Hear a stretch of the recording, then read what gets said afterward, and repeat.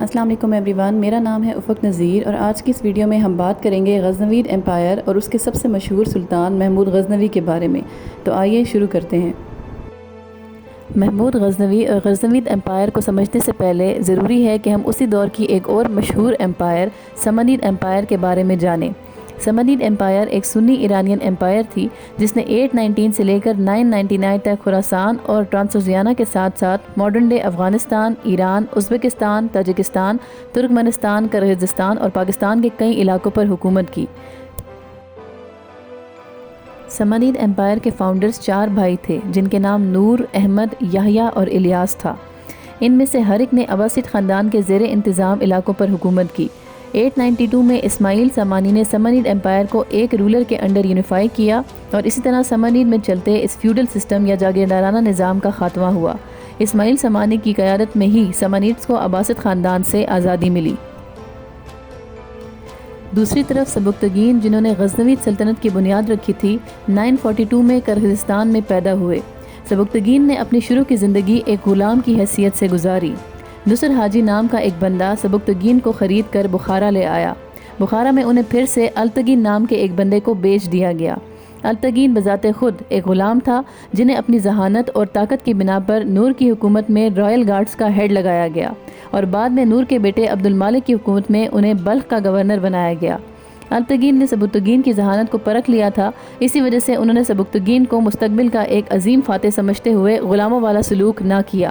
سبکتگین نے اپنے مالک التگین کی بیٹی سے شادی بھی کی۔ سبکتگین نے 977 میں غزنہ جو کہ آج افغانستان کا ایک پروونس ہے سمانید ایمپائر سے آزاد کروایا اور غزنوید ایمپائر کی بنیاد رکھی۔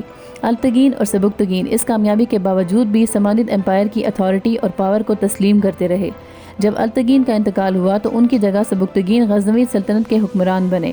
اس کے بعد انہوں نے اپنی ایمپائر کو مزید ایکسپینڈ کیا۔ کابل کے حکمران کو شکست سے دوچار کرنے کے بعد انہوں نے اپنی ایمپائر کو نیلم ویلی اور انڈس ریور تک پھیلایا۔ 997 میں سبکتگین کی وفات کے بعد ان کے دونوں بیٹوں اسماعیل اور محمود غزنوید کے بیچ غزنوید سلطنت کے تخت کو لے کر ایک جنگ ہوئی۔ اس مختصر جنگ میں کامیابی کے بعد محمود غزنوید سلطنت کے بادشاہ بنے۔ اس وقت ان کی عمر 27 سال تھی۔ محمود غزنوید نے غزنوید ایمپائر کو مکمل طور پر سمانید ایمپائر سے آزادی دلوائی اور اپنے لیے پہلی مرتبہ سلطان کا ٹائٹل انٹروڈیوس کروایا۔ انہوں نے 998 سے لے کر 1030 تک حکومت کی۔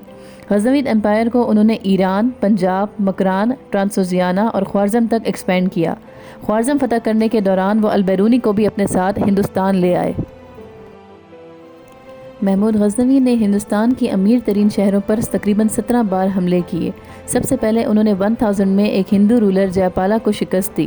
جے پالا نے اس جنگ میں ہار کے بعد خودکشی کر لی، جس کے نتیجے میں اس کے بیٹے انند پالا نے اوورٹیک کیا اور باپ کی خودکشی کا بدلہ لینے کے لیے جدوجہد جاری رکھی۔ اس نے ایک پاورفل اور مشہور فیڈریشن کو اکٹھا کیا اور غزنوید کے خلاف جنگ کی تیاری شروع کر دی، لیکن کہا جاتا ہے کہ اس جنگ کے دوران انند پالا کے ہاتھی ایک بہت ہی اہم مقام پر پیچھے ہٹ گیا جس نے اس پوری جنگ کا رخ موڑ دیا اور غزنوی نے انند پالا کو مارنے کے بعد اس جنگ میں کامیابی حاصل کی۔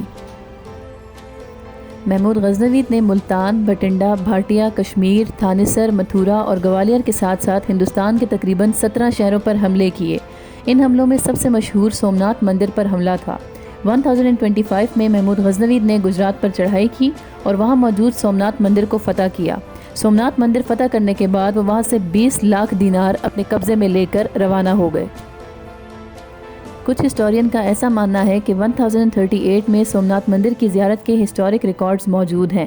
تھاپڑ، ایٹن اور اے کے مجمودار جیسے ہسٹورین سومناتھ مندر کے واقعے کی ہسٹریوگرافی پر سوال بھی اٹھاتے ہیں۔ ان کا کہنا ہے کہ ہندو سورسز میں غزنوی کے اس حملے کا کوئی ذکر نہیں، جبکہ اس کی تمام تر تفصیلات مسلم آتھرز کی ٹیسٹیمنی یا گواہی پر مبنی ہیں۔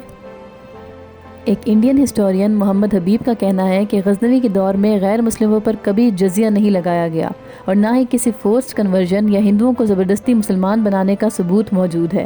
حبیب کا ایسا بھی کہنا ہے کہ ہندوستان پر ان کے حملوں کا مقصد اسلام یا مذہب نہیں بلکہ وہاں موجود مال اور خزانوں کو لوٹنا تھا۔ ان تمام تر ہسٹورینز کے مطابق محمود غزنوی ہندوستان میں موجود بے پناہ دولت کی طرف راغب ہوئے، تاہم انہوں نے سومناتھ اور متھرا کے مندروں کو تباہ و برباد کر کے آئیڈل بریکر کا لقب بھی حاصل کیا۔ کہا جاتا ہے کہ ہندوستان سے لوٹا ہوا یہ تمام مال محمود غزنوی اپنے ساتھ غزنی لے کر جاتے۔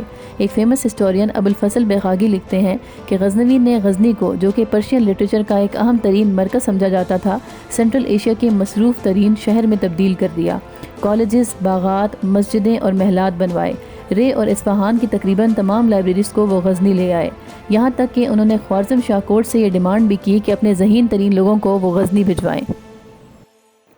30 اپریل 1030 کو محمود غزنوی 58 سال کی عمر میں ملیریا کا شکار ہو کر وفات پا گئے۔ ان کی موت کے تقریباً 157 سال تک ان کے سکسیسرز نے غزنوی سلطنت پر حکومت کی۔ سلجوکس نے غزنوی امپائر کی ویسٹرن ٹیریٹری کو کیپچر کیا اور غوریدز نے 1150 میں غزنی کا کنٹرول اپنے ہاتھ میں لیا۔ غورید کے غزنی پر قبضے کے بعد یہ سلطنت مزید کمزور ہو گئی اور بالآخر 1186 میں اپنے اختتام کو پہنچی۔ امید ہے آج کی ویڈیو بھی آپ کو پسند آئی ہوگی۔ جانے سے پہلے میرے چینل کو سبسکرائب کیجیے اور ویڈیو کو لائک بھی کیجیے۔ ملتے ہیں آپ سے اگلی ویڈیو میں، تب تک کے لیے اللہ حافظ۔